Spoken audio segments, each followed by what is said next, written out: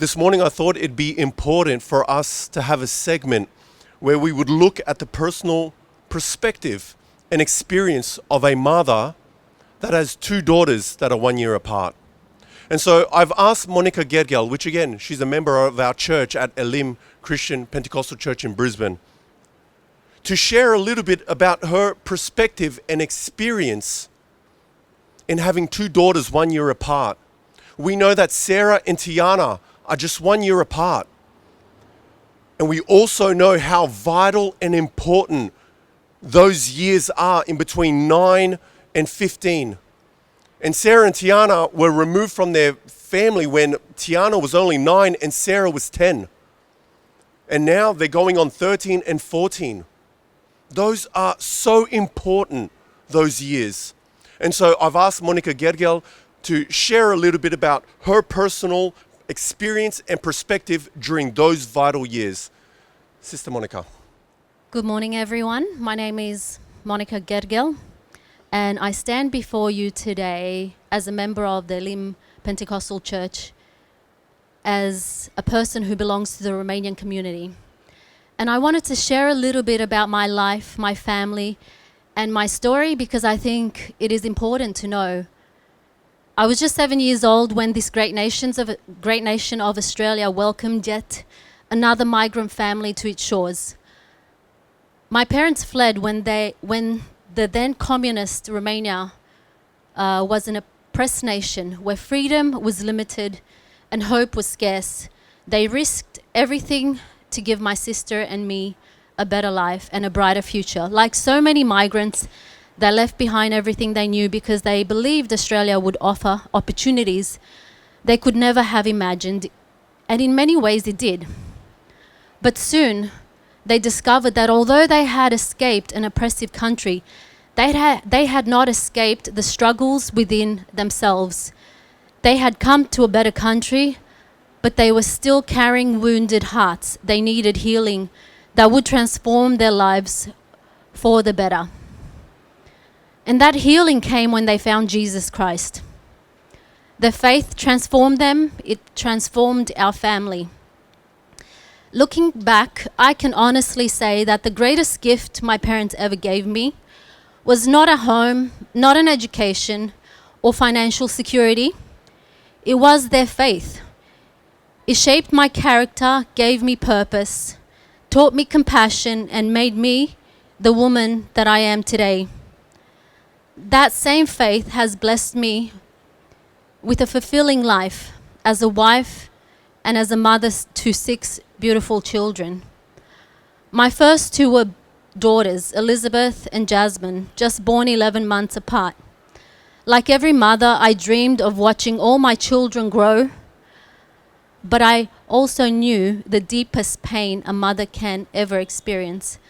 And at 38 weeks pregnant, on the very brink of birth of my fourth child, I lost my firstborn son, Samson. The grief was indescribable.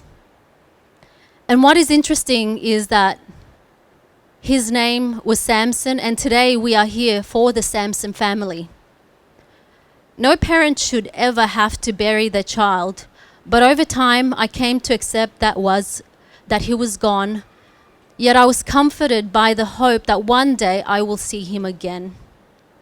My faith assures me that our separation is only temporary and that one day I will hold him in my arms again.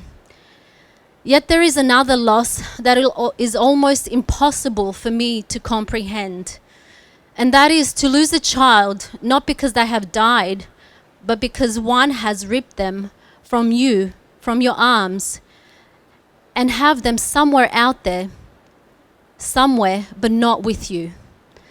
To lose a child because someone doesn't like your well-intended family rules.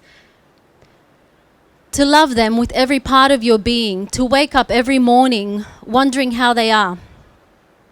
To long to comfort them. Protect them and guide them. Yet to be unable to do so because you've been restricted. As a mother, I cannot imagine a heavier burden. When I think about Sarah and Tiana Samson, My heart grieves for their mother. When I think about Sarah and Tiana, I don't simply see children. I see two young girls standing at the door of one of the most significant seasons of their lives. It's from around that age of 10, a young girl begins her journey into womanhood. Her body changes. Her emotions become more complex.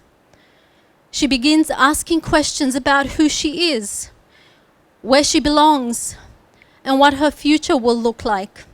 It is a season of enormous physical, emotional, and psychological development. It is also a season when the presence of her mother becomes more important than ever. Research consistently shows that secure attachment to a loving parent is one of the strongest protective factors for a child's mental health. Children who grow up with strong parental bonds generally experience greater emotional resilience, healthier relationships, high self-esteem, and better mental well-being. During puberty, parents, and especially mothers, play a unique role in helping daughters understand the changes they are experiencing, develop a healthy sense of identity. I know this is not only because research tells us so, I know because I lived it. My daughters entered adolescence together. Those years were filled with questions, uncertainties, laughter, tears, countless conversations. Like every child, they did push boundaries. Yet I was there to support them and guide them in their choices while their childish minds were still developing.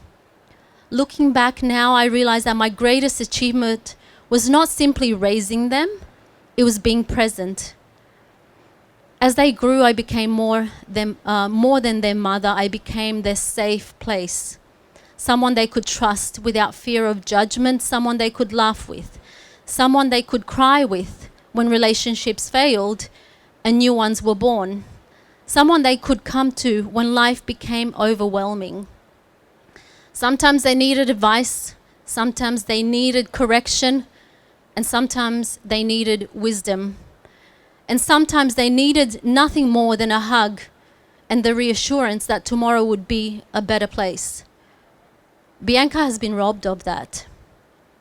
The important thing is this: I was there as a mother, and it is my right to be there. Today, those girls, meaning my girls, are grown women, physically and emotionally strong and of good character. They have married, they have children of their own. The values that were planted during those precious years now continue into another generation. During those fragile years, they pushed boundaries like every other child, yet I had the privilege of teaching them self-respect, compassion, forgiveness, kindness, and responsibility. I taught them the importance of family.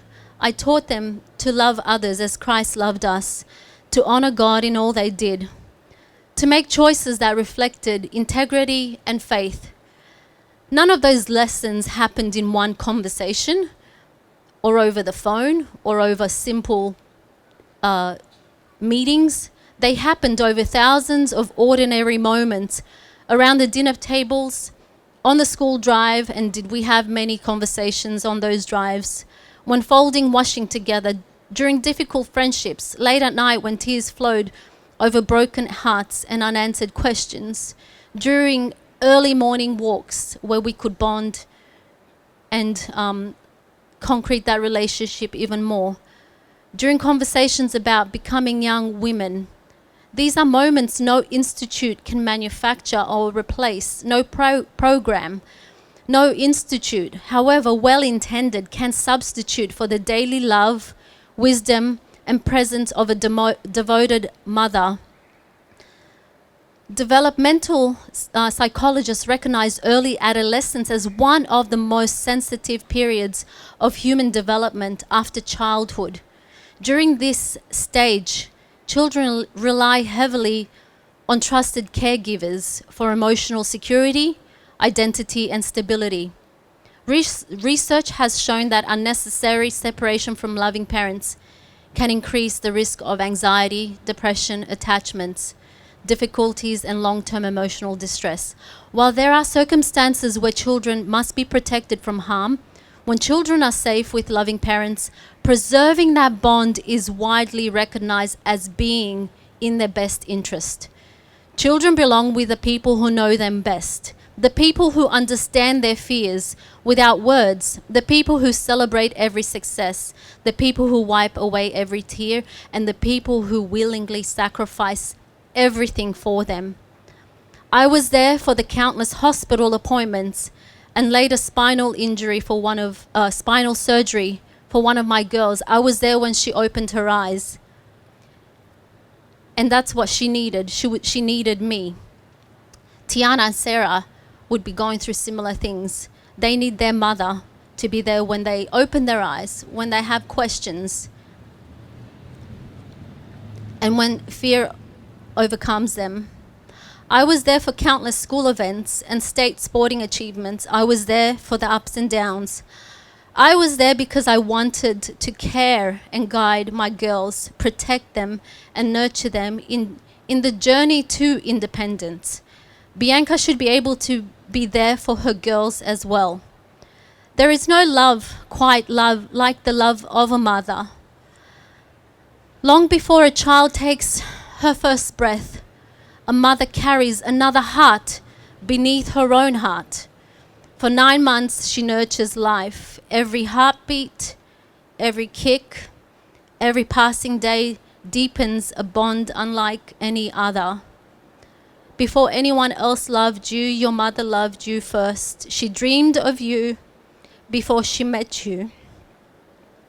She protected you before she knew you. She sacrificed for you before you could even say thank you. That is the natural order of love. A loving mother wants nothing but the very best for her children.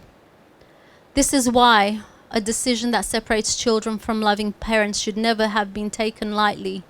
It is not simply changing an address. It is the disruption of the relationship that shapes a child's confidence, identity, emotional well-being, and understanding of love itself. An abusive home would be one where children are exposed to things such as drugs, alcohol, and other known harm, but not one that has simple rules for the safety and well-being of children.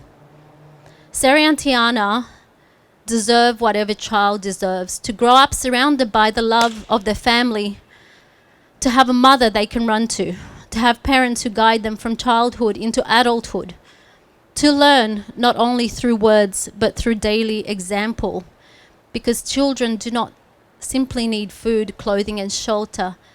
They need belonging, they need security, they need unconditional love. And if one person does that, it is a mother. And whenever it is safe to do so, children belong with their parents. In my final words, I'd like to make an analogy or paint a picture. Motherhood is like a garden, and that garden, she plants many beautiful things, and some of those and her children are in that garden. And as the garden grows and flowers, beautiful flowers grow among those children, that garden is placed among other gardens. And as the wind blows, other things come in there, such as things that don't belong. And motherhood is where they remove those things. So just because a mother says no to something does not mean that she's intending abuse. It's actually protecting a child and keeping that garden beautiful. And we have a saying that you will see the fruit of those seeds. And what I can say from my own garden is that so far, even when my children have pushed boundaries and I've had to say no or I've had to correct them, the fruit of my garden so far is that it is a beautiful garden. I asked the Swedish government to allow these girls to go back to their home where their mother and father love them so deeply, so that they can actually start the process of healing again. Because I can guarantee that there's been a lot of trauma with the separation that has happened so far, and the self-harm that has happened in their own lives. So let them go back to where they belong, to the safe place of their family, so that they can start the healing process. And hopefully, we pray that they grow into independent and healthy young ladies that can continue to also have their own families as well in the future. Thank you.